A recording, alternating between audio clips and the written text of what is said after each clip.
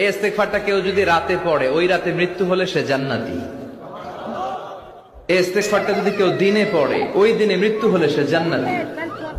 এটার নাম সাইয়্যিদুল ইস্তেগফার। আল্লাহুম্মা আনতা রাব্বি লা ইলাহা ইল্লা আনতা خلقتني وانا عبدك وانا على عهدك ووعدك ما استطعت اعوذ بك من شر ما صنعت ابوء لك بنعمتك علي وابوء بذنبي فاغفر لي فانه لا يغفر الذنوب الا انت